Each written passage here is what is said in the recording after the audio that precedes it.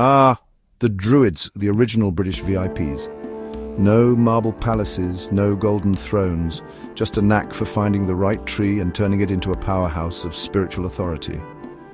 Now, before the Romans showed up with their centurions and concrete, Britain was dotted with sacred groves, places so revered you wouldn't dream of felling a twig without permission.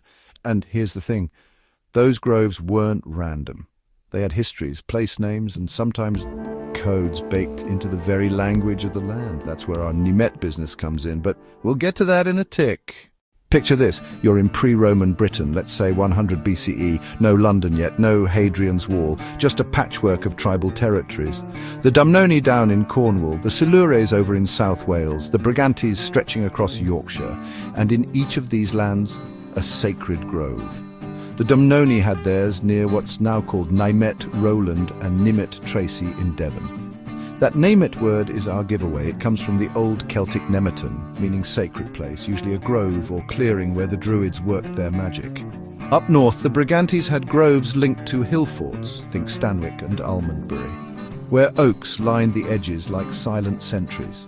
The groves weren't just for worship, they were courts, schools, even trading posts. If you wanted to sort out a tribal dispute, you did it under the branches of the old oak, not in some drafty hall. Now this Nimet business, it's one of the rare linguistic fossils that survived both the Romans and the Normans. You see it not only in Devon, but also in Brittany, across the Channel, where the language cousins kept the same sacred grove term. Even in Gaulish France before Caesar, you had Nemetobriga, fortress of the sacred grove, and Nemetodurum, fortress of the grove by the water. In our patch, the Nimet place names in Devon, Nimet, Tracy, Bishop's Nympton, Nimet, Rowland, are like little archaeological flags in the soil. Each one whispers, "Here be Druids." Then came the Romans, around AD 43, and while they were fine with pinching a god or two from other cultures, they weren't so keen on the Druids. By AD 60, they'd had enough. The governor Suetonius Paulinus sailed to Anglesey, the Druids' main HQ, and torched it. Groves cut down, priests slaughtered, altars smashed. And here's the kicker, while Anglesey was the headline, the Romans quietly stamped out groves across the South and Midlands. Devon's Nimets were stripped of their sacred role. Even so, the grove tradition didn't vanish entirely. In remote corners, bits of Cornwall, the Welsh uplands and tucked-away valleys in Devon, the old ways lingered. Sometimes it was just the memory, a field name, a standing oak, a stubborn local tale about a meeting place in the trees.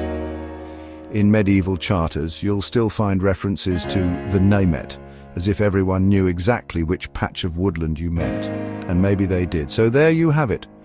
From the shadowy groves of pre-Roman Britain to the scorched clearings left by the legions, the Druids' sacred spaces were mapped into the land, and even after the empire came and went, the language kept their memory alive. Next time you're down a country lane in Devon and see a sign for Nimet something or other, you might just be driving past a 2000-year-old temple. And if you do stop, well, mind the roots.